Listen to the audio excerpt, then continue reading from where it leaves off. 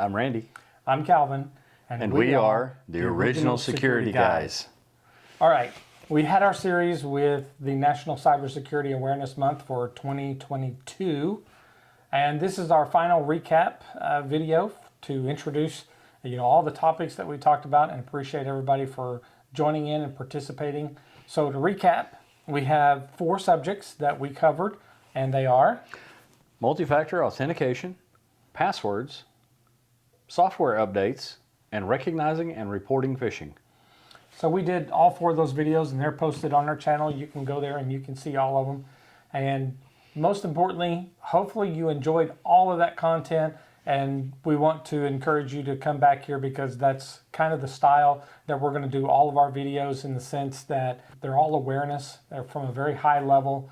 We want to make sure that people enjoy what we're presenting, and hopefully present from cybersecurity from a different perspective, so that it's easy to understand and somewhat entertaining as two Okies can be. We will try to do our best to bring you the latest content and other awareness topics, because of those 4.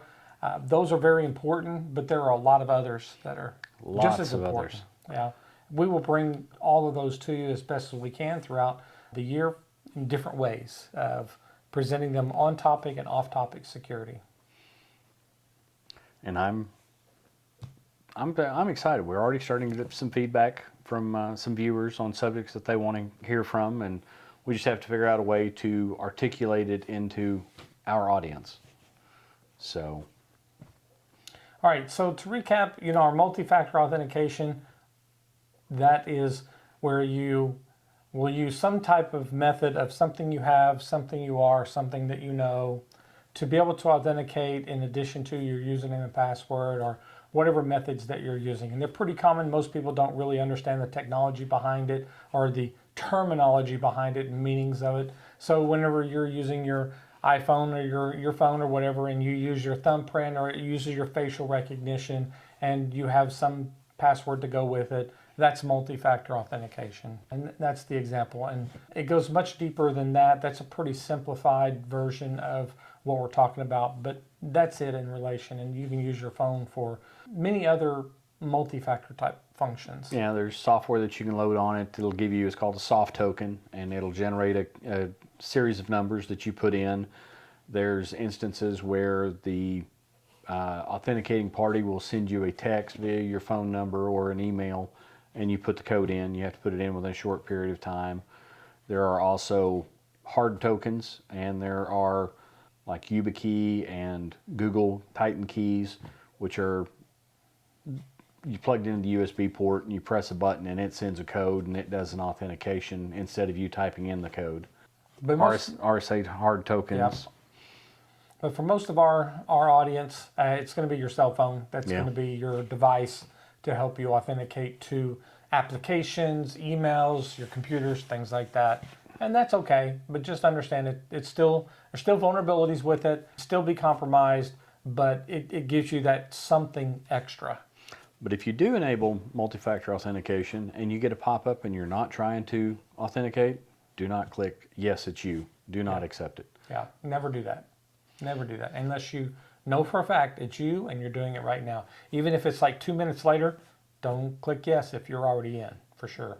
There's been instances where hackers are doing what's called fatigue, where they constantly hitting the person and they get tired of it and they hit yes and allow the bad person in. So don't do that. Yeah, don't do that. The other topic is passwords. Passwords, that's the thing that we all have to worry with. We all have to deal with, and it just is what it is. And everybody has these little rules that's just so hard to keep up with. At the end of the day, just understand what the threats are. Our video gives a lot of the threats that come with that and the different ways that passwords can be exploited, but you still got to have them. It's the best thing to do, since you've got to have multiple passwords nowadays from multiple systems, is use some kind of password manager. And that's about the best thing that we could probably advise with that. And there's multiple ones, lots of good ones. Maybe we'll have some other videos on those, going forward. And if you're really old school, length matters. Go to a passphrase, song verse, Bible verse, quote, something that's easy for you to remember. Yeah. Even if you just do, proper grammar, on that, and not even worry about upper and lower case and all of that specifically. Just use proper grammar and proper punctuation on a sentence or something like that you will remember and not forget. So it's out of the way. Software updates. And updates. And updates. Our phones have updates.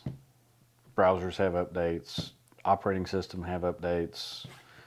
Your router has updates. Some are automatic, some are not. It's a lot to keep up with, and most of us don't. And then that's where the vulnerability kind of lies. Hackers rely on us being lazy and not updating our software when we should, as we should, and they take advantage of that. And it's pretty easy for them to do that. So your only protection against that is keep it updated. But at the end of the day, if you fail to do that, and it's hard, there's no way you can do it 100%. I can't do it 100%. So what ends up happening is your safety is in the large numbers. There's billions of people on the internet at any one given time. The fact that they come across you is even rare, but it does happen, and they do it all the time. Yeah, and we discussed how hackers get in and how there's a collection of one scanning, one exploiting, one exfiltrating data, and on and on and on. So yeah, and that software updates is how hackers hack your system without really involving you directly. The other video that we did was recognizing and reporting phishing. I still got my fishing pole. So yeah, if you're wanting to know what phishing is and understanding social engineering and kind of how that works, we talk about it at a very high level. But make sure you understand it's important that you recognize what is phishing and how to know when it's happening to you. But just understand when it happens to you, when you get that message, that email, that text, that phone call, that's pressuring you. You got to do this. You have to do this. You're being threatened right now. We're the IRS. We're the police. We're your IT company. We're your whatever. They're not. They will not. Your bank or your financial institutions. People like that. They won't call you like that and pressure you for that. And if they do have to call you, there's an authentication that you should go through. Don't give them any information. They should be giving it to you. And if you still don't trust it, it's your bank. They will understand. You're going to hang up and you're going to call back at a number that you're familiar with. Even if they give you a number, you can write it down, but don't call that number. If they send you an email, don't use that email. Don't use the link that they provide you to go to the website to do anything. Use the contact information that you are familiar with, that you have, and use it and not what they send you or what they tell you. Yeah, because once you call that call center and you explain, they'll reroute you to, because most instances it will be the fraud center that's contacting you.